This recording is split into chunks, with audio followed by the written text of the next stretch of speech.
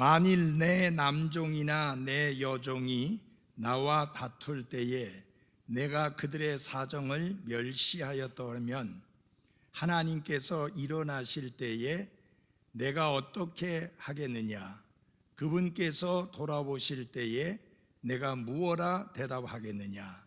나를 태 속에 만드신 분이 그도 만들지 아니하셨느냐? 한 분이 우리를 태 속에 짓지 아니하셨느냐? 15절까지만 보았습니다. 앉아주시기 바랍니다.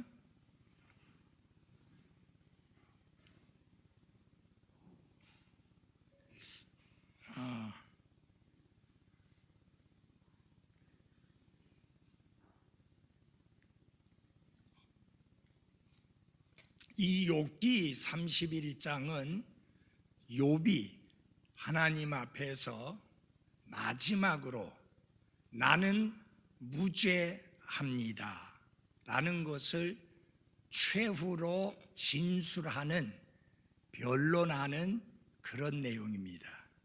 그래서 1절부터 40절까지 말씀의 핵심 내용은 나는 이렇게 살지 않았습니다. 만약 내가 그렇게 살았다고 하면 하나님께서 나를 처벌하시고 하나님께서 나를 심판하신다 할지라도 저는 달게 그 처벌과 심판을 받겠습니다. 그것을 강조하는 내용이 욥기 31장의 내용입니다. 한마디로 말씀드려서 나는 무죄합니다. 하나님 앞에도 그렇게 말씀드리고 있고, 그 다음에 그의 친구들에게도 나는 무죄하다라고 이렇게 최후로 진술하는 내용이, 변론하는 내용이 욥기 31장입니다. 그래서 이 욥기 31장 이후에는 여기 욥이 자기 자신이 어떤 상태에 있는지, 그 다음에 어떻게 살아왔는지를 스스로 방어하거나 변론하는 내용이 없습니다. 이게 최후의 진술이기 때문입니다. 여러분, 피고는 심판관, 재판관이 선고를 내리기 전에 자신의 입장을 최종적으로 자신이 어떠한 사람인가를 변론하고 변호하고 진술하는 그런 기회를 가지게 되는데 그것을 최후 진술이라 그렇게 말합니다. 근데 바로 욥기 31장이 그런 내용입니다. 그래서 그는 결국은 이 31장에서 강조하고자 하는 내용이 무엇이냐? 나는 무죄합니다 라는 내용입니다.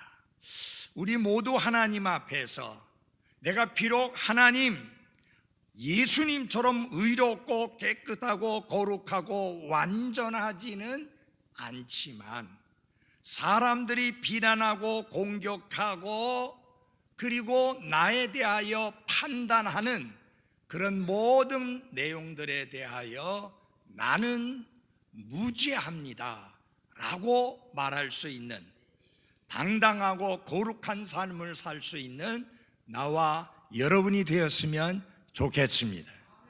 그래서 여기 욥이 강조하고 있는 내용 중에 하나가 뭐냐? 나는 순결한 삶을 살아왔습니다.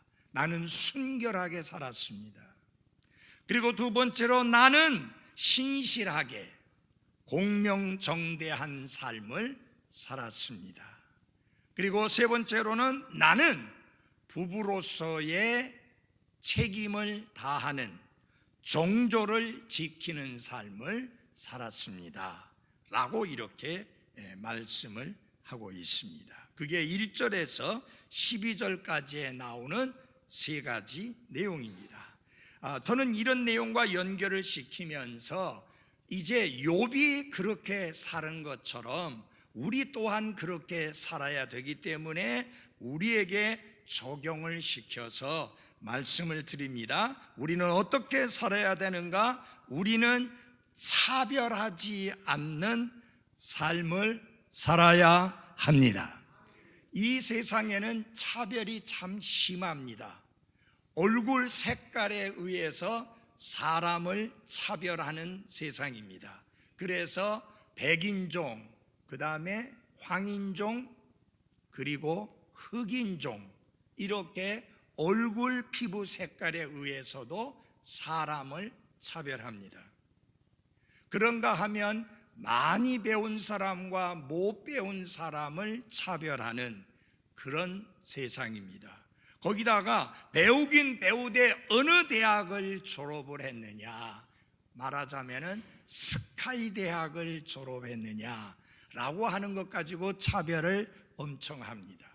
대기업에서 면접을 보게 될 때 서류를 이렇게 보면서 지방대학 출신은 보지도 않고 바로 쓰레기통에 넣는다는 끔찍한 차별이 있습니다. 또 서울 근교의 대학을 나왔다 할지라도 스카이 대학을 나왔느냐, 다시 말하면은 아주 잘 나가고 뛰어난 대학을 나왔느냐, 그렇지 않느냐를 차별하는 세상이 바로 대한민국의 현실입니다. 부자와 가난한 자를 차별합니다. 그 다음에 여러분 요사이 많이 나오잖아요. 주인과 거기에 세든 사람들 사이에서 고용주와 거기에 고용된 고용인 사이에 엄청난 차별이 있어서 심지어 두드려 맞기도 하고 끔찍한 모욕을 당하는 차별을 겪고 있는 게 오늘날 우리나라의 현실입니다. 많은 사람이 그렇게 끔찍하고 못된 짓들을 하고 있습니다. 그렇다면 구원받은 그리스도인인 나와 여러분은 어떻게 살아야 되느냐? 우리는 차별하지 않는 삶을 살아야 합니다. 자, 우리는 모든 사람들을 어떻게 대해야 하느냐? 공평하게 대해야 합니다. 그게 13절에 나옵니다. 보십시오. 만일 내 남종이나 내 여종이 나와 다툴 때에 내가 그들의 사정을 멸시하였다면, 이렇게 말씀하고 있습니다. 욥은 자기 자신을 철저히 살피는 과정에서 심지어 그가 집에서 부리고 있는 종들을 어떻게 다루었는가를 말하고 있는데, 사실상 당시에 많은 종을 거느린 대다수의 주인들이었다면 신경조차도 쓰지 않고 완전히 무시해버릴 그런 면이지만, 그러나 욥은 달랐습니다. 그는 자기 집에 있는 종들을 어떻게 대했다고 말하느냐? 공평하게 대했다, 공정하게 대했다, 차별 대우하지 않았다라고 그렇게 주장을 하고 있는 것입니다. 그래서 그들의 주장을 무시했다든지 그들의 권리를 박탈해버리고 빼앗아 버렸다든지 그들이 말을 할 때에 그들의 말을 기울이지 않는 그런 차별 대우하는 그런 삶을 살지를 않았다라고 하는 것입니다. 만일 그들에게 어떤 불만이 있을 때에 내가 그들을 부당하게 대했다고 하면, 내가 하나님 앞에 호소할 때에 어떻게 하나님을 대면해서 하나님께 호소할 수 있겠는가? 나는 결코 차별 대우하지 않았다라고 이렇게 당당하게 말하고 있는 것입니다. 여기 14절을 한번 보십시오. 하나님께서 일어나실 때에 내가 어떻게 하겠느냐? 그분께서 돌아보실 때에 내가 무엇라 대답하겠느냐? 만약 내가 종들을 부당하게 대하고 차별해서 차별 대우를 했다면 내가 하나님 앞에 서서 하나님께 말씀을 드릴 때에 내가 어떻게 하나님을 배우며 어떻게 하나님께 대답하며 말씀드릴 수 있겠는가? 라고 그렇게 질문을 던지고 있습니다. 결국은 무슨 말이냐? 다른 사람들을 대할 때 이웃 사람이든지 심지어는 자기가 부리고 있는 종이라 할지라도 그는 사람들에게 해야 할 도리를 다 했으며 그들을 차별하지 않았다고 하는 양심의 증언을 그는 가지고 있다라고 당당하게 이야기를 하고 있습니다. 사랑하는 그리스도인 여러분, 사람들은 보지 못하지만 하나님은 보십니다. 사람들은 알지 못하지만 하나님은 아십니다. 그렇기 때문에 우리의 처신, 우리의 행동, 우리의 말 굉장히 중요한데 우리의 양심이 우리를 공격하고 정죄하지 아니하도록 특별히 사람들을 대함에 있어서 결코 차별해서는 안 됩니다. 이거 굉장히 중요한 문제예요. 제가 어쩌다가 한 번씩 사람들의 얼굴에서 보고 깜짝깜짝 놀랍니다. 이 사람 볼 때는 하고 웃어요. 근데 이 사람 보는데 인상 써요. 안채도 안 해요. 이거는 그리스도인에게 있어서는 죄악입니다. 그렇게 살아서는 안 된다고 하는 것입니다. 그게 뭐 하는 거예요? 차별하는 거예요. 여러분 잘 들어보십시오. 오래전에 종이라고 하는 것은 물건 취급을 당했던 사람들입니다. 그들에게는 인권이 없습니다. 그들은 사람 대접을 받지 못했습니다.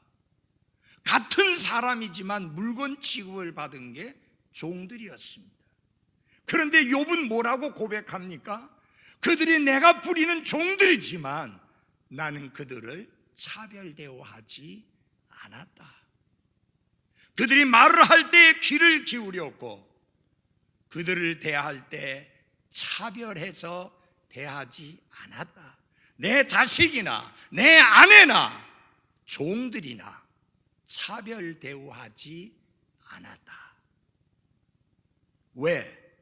하나님 앞에 내가 서서 하나님께 말씀드릴 때에 내가 그렇게 차별 대우를 했다면 하나님이 나를 어떻게 대하시며 내가 그 하나님을 어떻게 뵐 것인가를 생각할 때 나는 그렇게 할 수 없었노라고 주장하고 있습니다. 사랑하는 그리스도인 여러분, 우리 그리스도인들은 분명하고 솔직하고 확실하게 그리스도인의 모습을 보이며 살아야 합니다. 여러분 여기 있는 분들 중에 어느 누구에 대해서 차별해서 대우해서는 안 됩니다. 이 사람하고 이야기할 때는 이 자매나 이 형제나 이 사람하고 이야기할 때는 웃고 이야기할 수 있는데 다른 형제나 자매를 대할 때는 웃고 이야기하지 않고 마치 원수 대하듯이 한다면 회개해야 돼요. 그거는 죄악이에요. 그건 사악한 것이에요.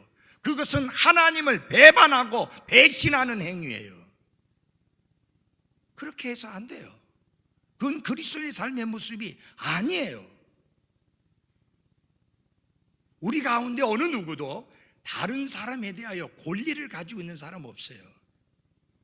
이 사람 보고 이거 하지 마, 저거 하지 마 말할 수 있는 권리 있는 사람 아무도 없어요. 우리는 모든 사람을 나보다 더 낮게 존경하고 귀히 여기고 높이는 그런 모습들을 가져야 합니다. 이 교회 안에 주인 없어요. 예수님이 주인이에요. 그래서 주인 행세하면 안 돼요. 여러분 제가 언제 주인 행세합니까 여러분들에게? 그런데 교회 안에 사람이 주인 행세하면 돼요? 안 돼요. 그거 성경이 아니에요. 그거 하나님 말씀이 아니에요. 그렇게 해서는 안 돼요. 여기 욥은 분명하게 이야기합니다. 나는 종이라 할지라도 차별하지 않았다. 왜 그러느냐? 중요한 내용을 말합니다. 15절 다 같이 읽겠습니다. 15절 같이 한 목소리 읽겠습니다. 시작. 태 속에서 만드신 분이 그도 만들지 아니하셨느냐? 한 분이 우리를 태 속에 짓지 아니하셨느냐? 아멘. 나를 태 속에 만드시고 지으신 분이 하나님인 것처럼 그 종들 또한 하나님께서 태 속에 만드시고 지으신 존재라 하는 것입니다. 무슨 말이에요? 똑같은 존재라 그 말이에요. 높고 낮음이 없다 그 말입니다. 귀하고 천함이 없다 그 말입니다. 하나님은 결코 편애하시는 하나님이 아니라고 하는 것입니다.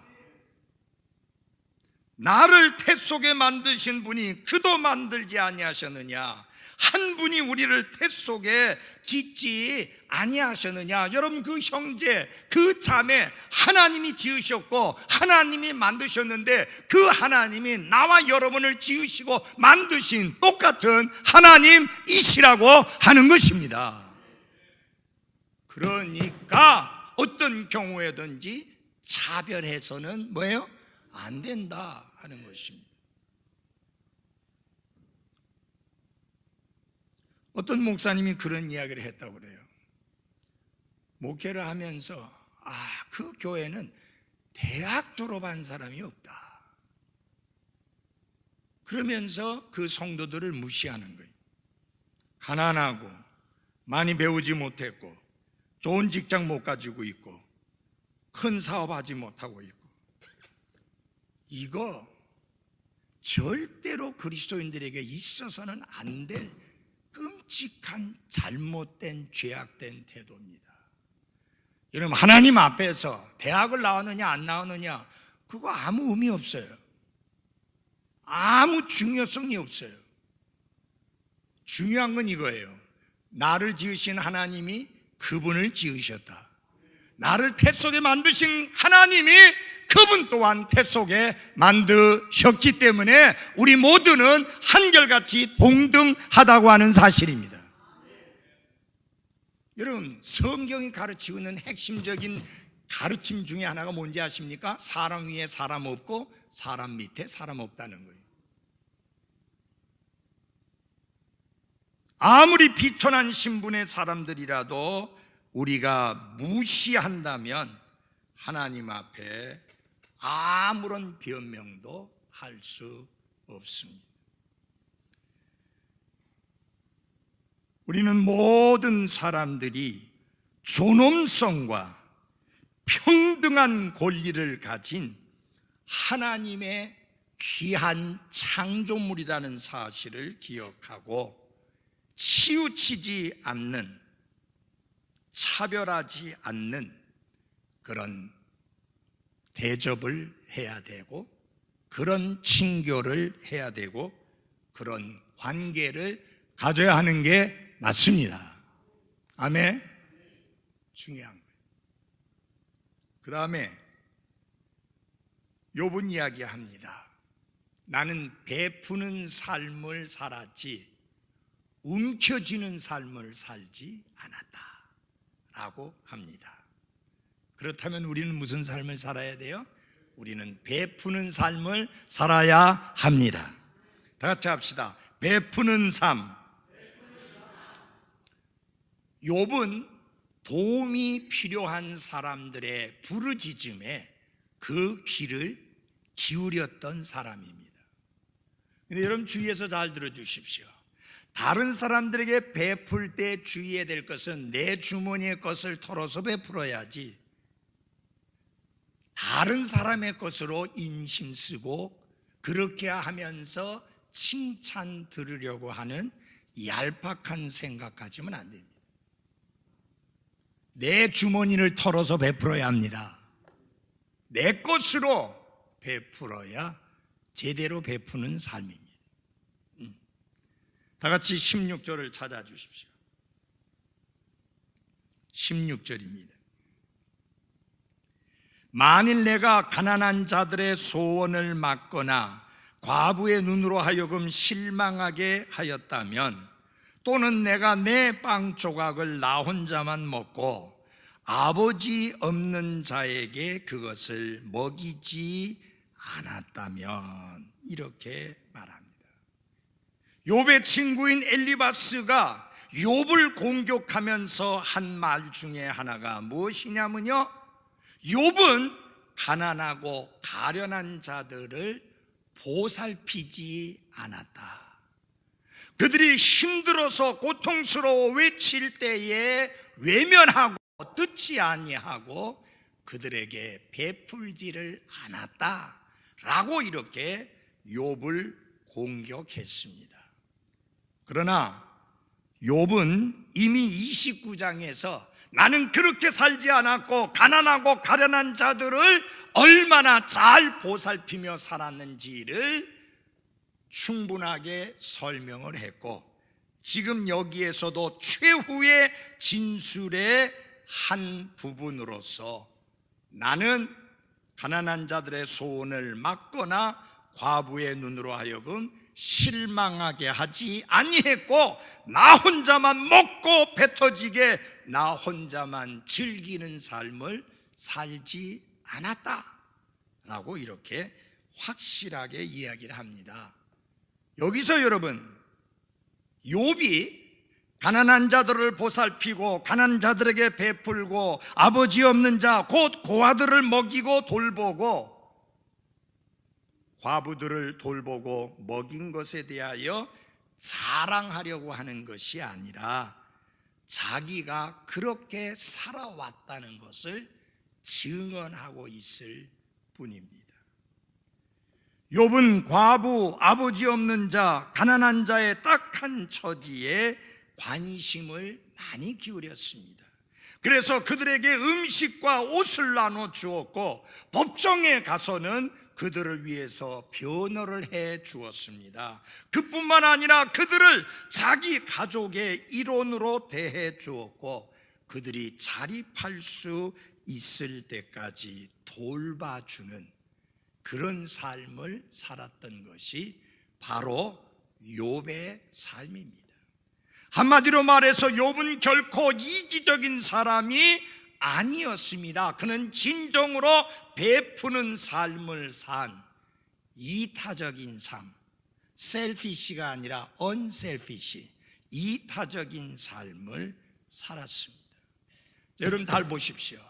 나만 챙기고 나만 돌보고 내 필요에만 관심을 가지고 가난한 자가 어떻게 살든지, 과부가 얼마나 고통을 당하든지, 고아가 얼마나 끔찍한 삶을 살든지 신경을 전혀 쓰지 아니하고 나만 생각하는 나 중심의 삶을 살지 아니했다. 그러므로 이 욥의 친구들이 공격하는 그 죄들에 대하여 나는 뭐하다? 무지하다라고 말하는 것입니다. 자, 여러분, 여기서 욥은요 심지어 어느 정도까지 강하게 이야기하느냐 하면, 내가 법정에서 다른 사람들에 대한 부당한 판결이 내려질 때에 옳습니다, 그렇게 판결해야 됩니다라고 손을 들어서 찬성표를 했다면 이 팔이 어깨 쪽지에서 떨어지고 뼈에서 떨어져서 부서져도 좋다라고 말할 만큼 그렇게 확고하게 이야기를 합니다. 자, 잘 들어주십시오. 자신이 그런 문제에 대하여 유죄라고 하면 이래 끔찍한 저주를 받아도 마땅하다는 것입니다. 그러나 지금 자신이 고난을 당하고 있는데 나는 그런 죄를 범한 적이 없기 때문에 그런 고난은 아무런 이유가 없는 부당한 고난입니다 라고 하는 것을 말하고 있는데요. 여러분, 욥이 그런 삶을 살 수 있었던 비결이 무엇이냐? 가난한 자를 볼 때 불쌍히 여기고 과부의 고통을 볼 때 돌아보고 이 고아의 고통과 아픔과 가난을 외면하지 아니하고 자식처럼 챙겨주고 그가 자립할 때까지 도와주는 이런 베푸는 이타적인 삶을 살 수 있었던 비결이 무엇이냐? 욥의 삶을 지배하고 있었던 한 가지 원칙 때문입니다. 그것은 뭐냐? 사람을 두려워하는 게 아니라 그는 늘 하나님을 두려워하는, 하나님을 경외하는 삶을 살았기 때문입니다. 그게 중요한 거예요.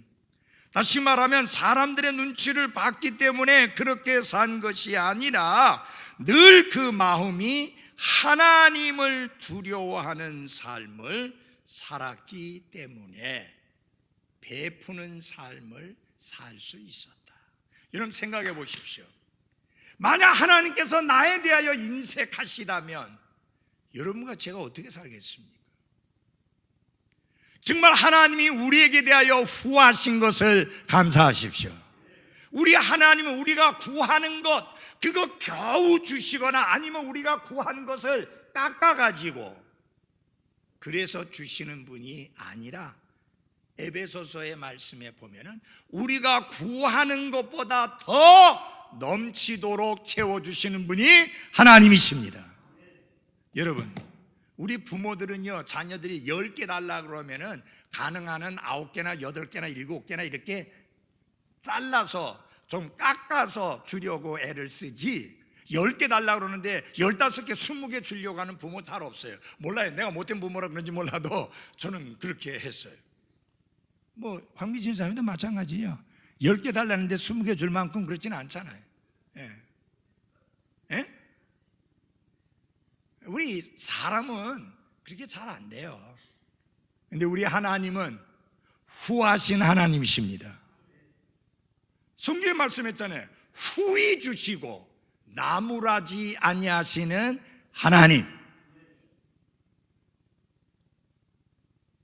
여기 잘 보십시오. 흔들어서 눌러서 넘치도록 되돌려 주시는 분이 하나님이십니다. 그래서 여러분 늘 잊지 마십시오. 하나님의 손은 내 손보다 크시다. 내 작은 손으로 베풀 때 하나님은 그 크신 손으로 우리에게 갚아 주십니다. 그러니까 여러분 인색하면 안 돼요. 그러니까 우리가 베푸는 삶을 살아가야 하는 것입니다. 여기 욥이 그의 삶 속에서 그렇게 베푸는 삶을 살 수 있었던 비결이 무엇이었느냐? 하나님을 두려워하였기 때문입니다. 하나님을 두려워하였기 때문에 하나님의 위엄과 하나님의 판단과 하나님의 심판을 생각해 볼 때 하나님이 특별히 신경 쓰는 세 부류의 사람, 가난한 사람, 과부, 아버지 없는 고아. 여러분 성경을 보시면요 하나님이 반복해서 말씀하시는 내용 중에 과부와 가난한 자와 그리고 고아가 계속 반복돼서 나오고 있습니다. 정말 우리가 하나님의 마음을 가지고 있다면 똑같이 그런 마음을 가지고 가난한 자와 과부와 고아를 돌아보고 베푸는 것이 마땅한 것입니다.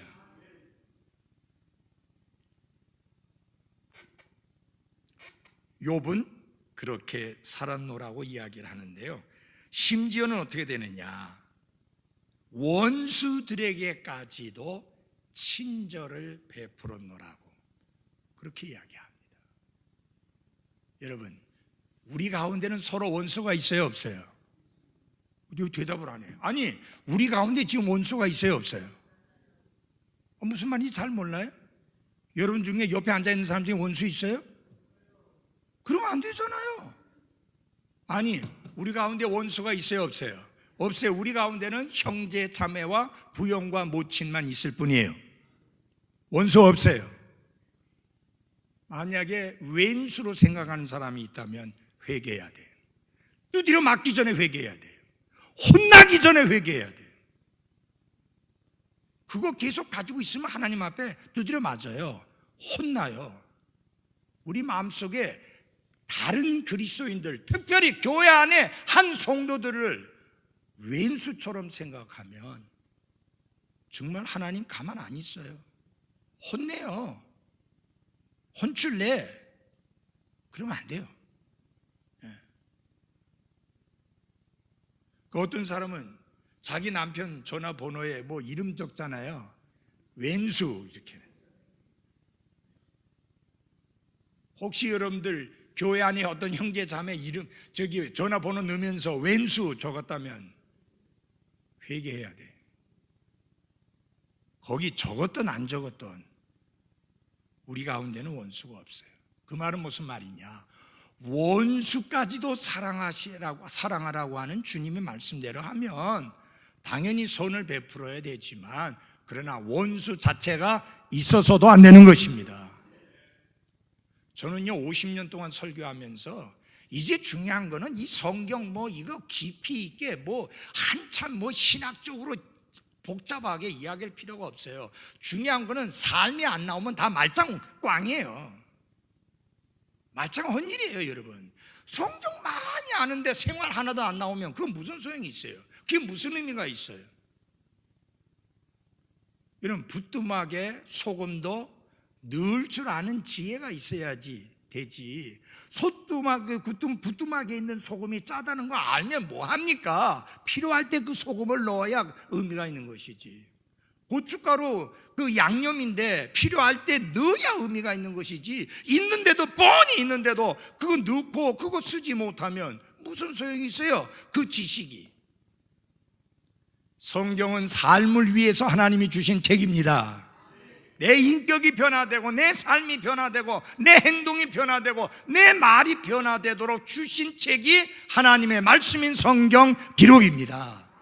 그래서 이 성경 기록을 볼 때 어떻게 해야 되느냐? 내가 변해야 됩니다. 뇌가 변화 안 되면 지금 이 설교 듣는 게 의미가 없는 거예요. 내가 변화된. 참 이게 놀라운 게 욥이 이렇게 이야기합니다. 29절을 보십시오. 혹시 나를 미워한 자가 멸망당하는 것을 보고 내가 기뻐하거나 그가 화를 당한 때에 내 자신을 높였던가? 나는 그의 혼이 저주받기를 원하므로 내 입이 죄를 짓게 하지 아니하였노라. 자, 여러분 잘 보십시오. 욥에게도 욥을 해치고 욥을 힘들게 하고 욥을 고통스럽게 하는 그런 원수들이 있었습니다. 왜냐하면 욥은 부유한 사람이었습니다. 유력한 사람이었습니다. 능력 있는 사람이었습니다. 그렇기 때문에 그를 시기하고 미워하는 사람들이 있게 마련이고, 호시탐탐 공격하고 욥을 무너뜨리려고 하는 원수들이 있었습니다.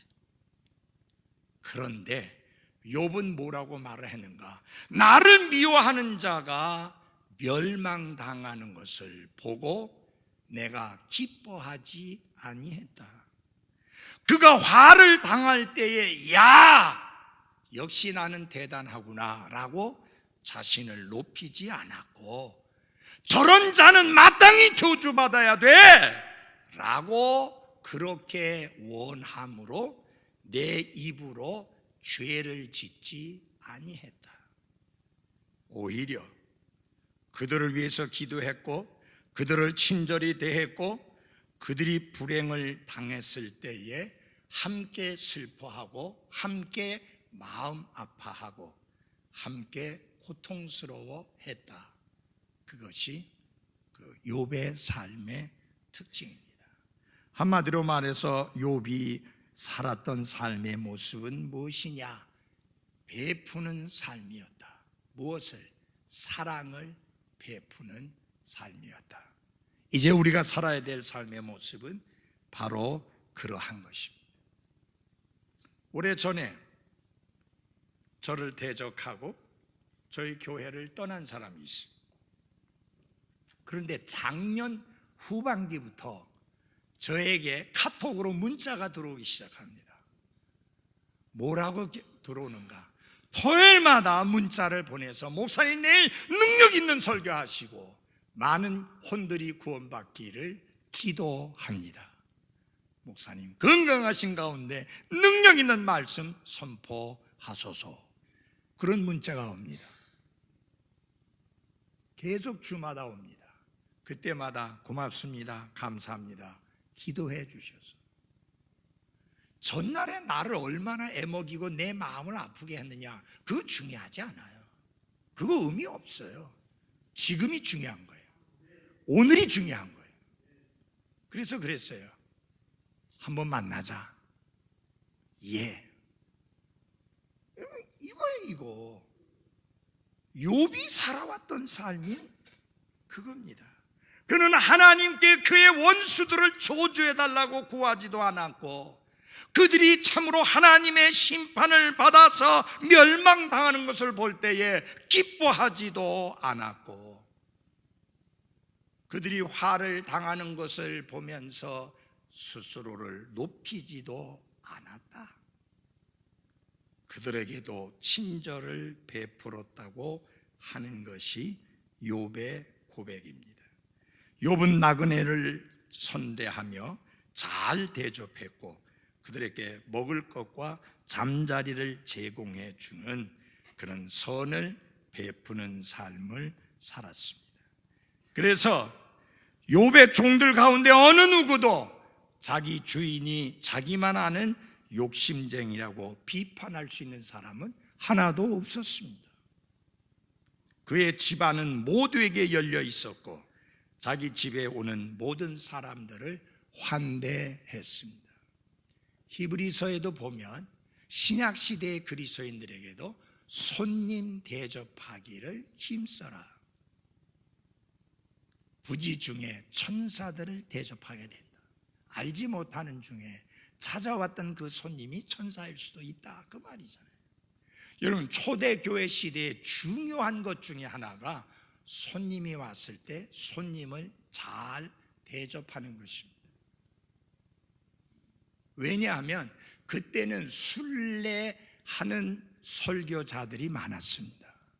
핍박 때문에 이리저리 피해 다니던 그리스도인들이 많이 있었습니다. 그들이 왔을 때 그들을 잘 대접하는 게 그리스도인의 아름다운 덕목이었습니다. 지금은 그런 때가 아니지만 잘 들어주십시오.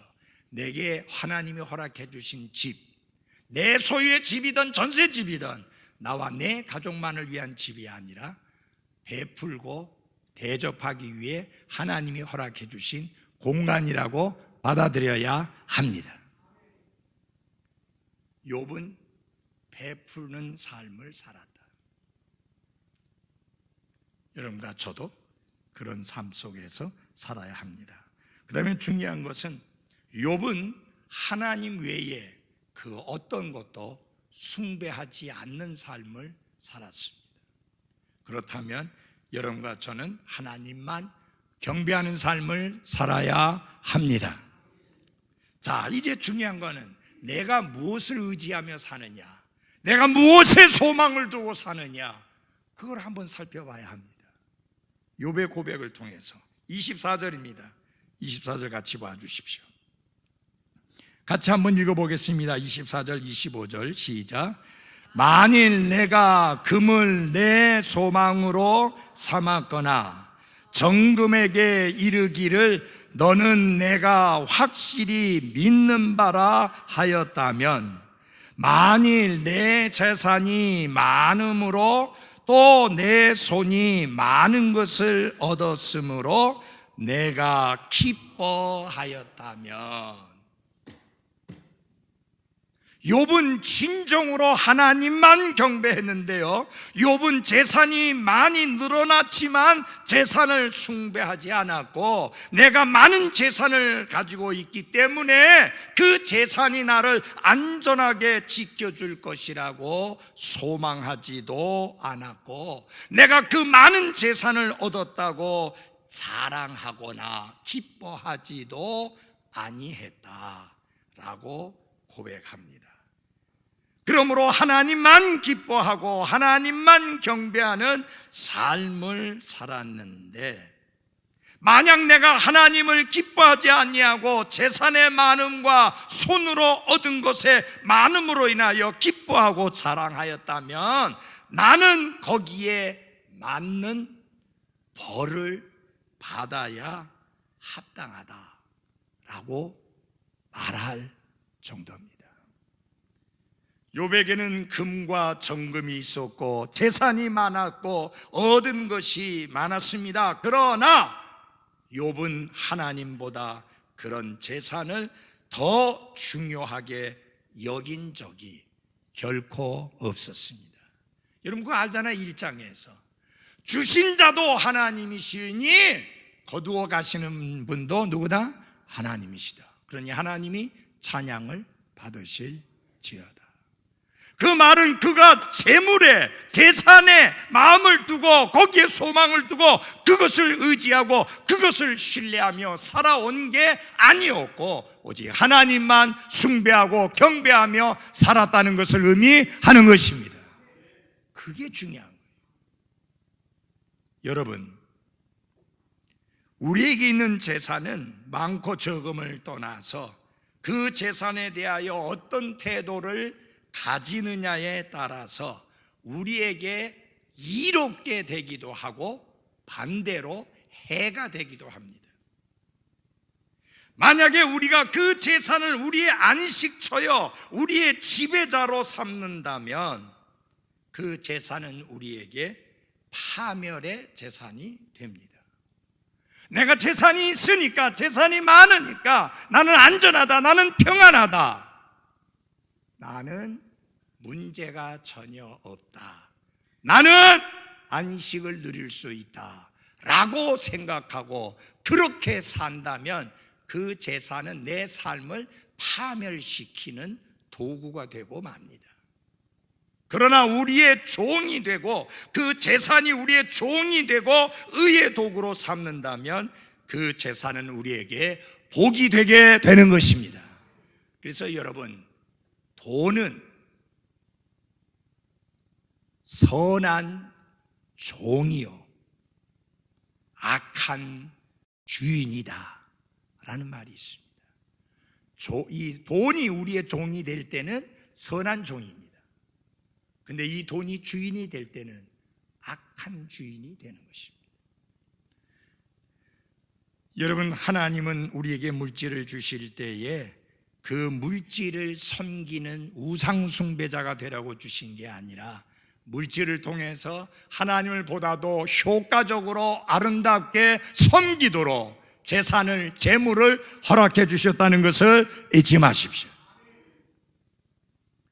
그리고 욥이 지금 말하고 있는 것 중에 하나가 뭐냐? 나는 하늘에 있는 해나 달을 숭배한 적이 없다. 이게 그 내용입니다. 지금 아까 내가 만일 해가 빛을 내는 것이나 달이 밝게 가는 것을 내가 보고 내 마음이 은밀히 유혹을 받았거나 내 입이 내 손에 입을 맞추었다면, 이게 무슨 말이냐? 하늘의 태양을 보고 하늘에 떠 있는 달을 본다는 이 의미는 숭배의 뜻으로 보는 걸 말하는 거예요. 여러분, 우리나라 사람들 정월 초하는 날 어디로 다 몰려요? 부산 사람들? 어디로 가요? 포항에 해돋이 보러. 그 해돋이 보러 가는 건 잘못된 거 없어요. 저도 해돋이 보러 가본 적이 있으니까. 문제는 해돋이를 보면서 이게 문제죠. 예? 해를 보고 소원을 빌고, 그 다음에 음력 1월 15일 대보름 되면 어디 올라가요? 달맞이 고개. 달 보러. 달 보러 달맞이 고개 가는 거 전혀 문제 없어요. 문제는 가서 달에게 소원을 비는 게 문제예요. 여러분, 욥은 그렇게 말합니다. 이 해와 달을 숭배하는 이 습관이 인류 최초부터 있었어요. 그러니까 하나님께 등을 돌리고 자기 길을 가는 인간들이 한 것 중에 제일 먼저 한 것 중에 하나가 태양을 섬기고 달을 숭배하는 그런 습관이에요. 그래서 오죽하면 태양신 이런 게 있잖아요. 달신, 별신, 그죠? 네. 근데 요건 말합니다.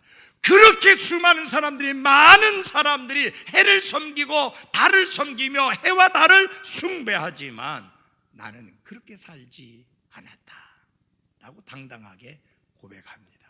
사랑하는 여러분, 돈은 필요합니다. 꼭 필요합니다. 그러나 돈은 우리의 숭배 대상이 아닙니다. 돈은 우리의 삶을 편리하게 할 뿐, 그 돈이 우리를 행복하게 하거나 기쁘게 하거나 안식을 주거나 평안을 주지 않습니다. 아멘. 그래서 하나님은 무슨 약속을 했어요?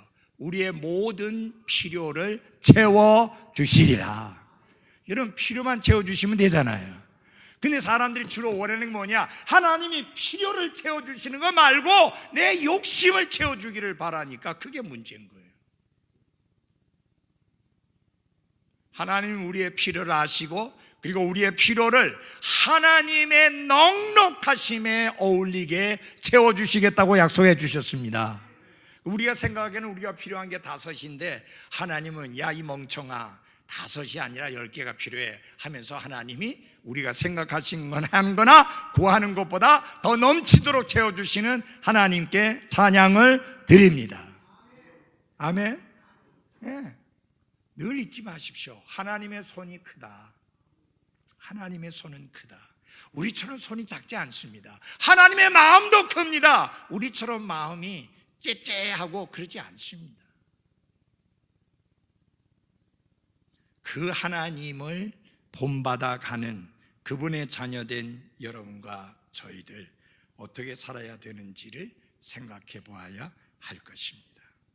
마지막으로 우리는 선한 청지기의 삶을 살아야 합니다.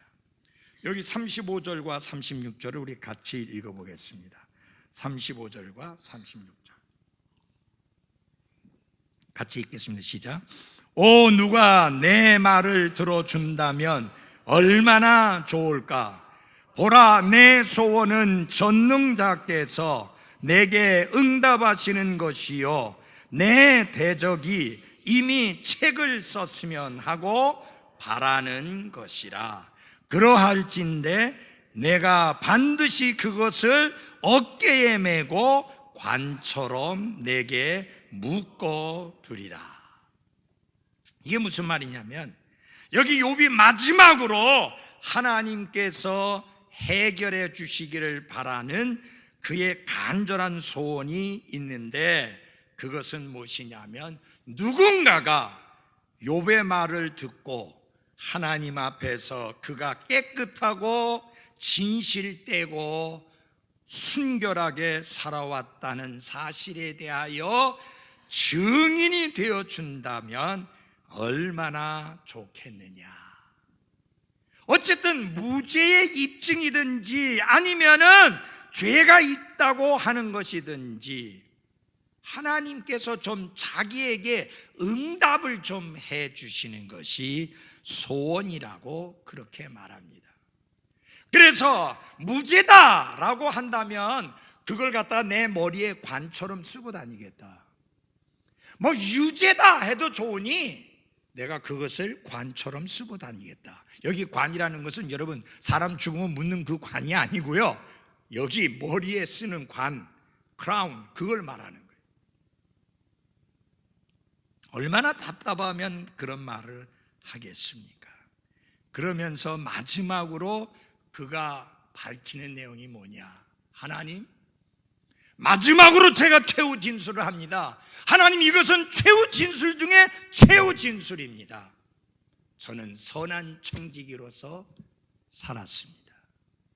만약 내가 선한 청지기로서 살지 아니했다면 하나님께서 내가 농사 지음에 있어서 밀이 나는 대신에 엉겅퀴가 나고 보리가 나는 대신에 잡초가 나기를 원합니다.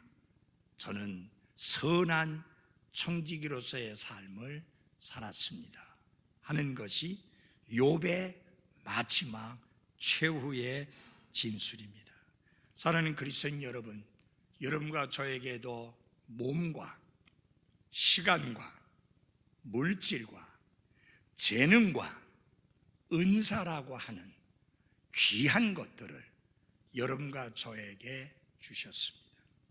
다 주셨습니다. 우리는 이것들에 대하여서 선한 청지기가 되어야 합니다.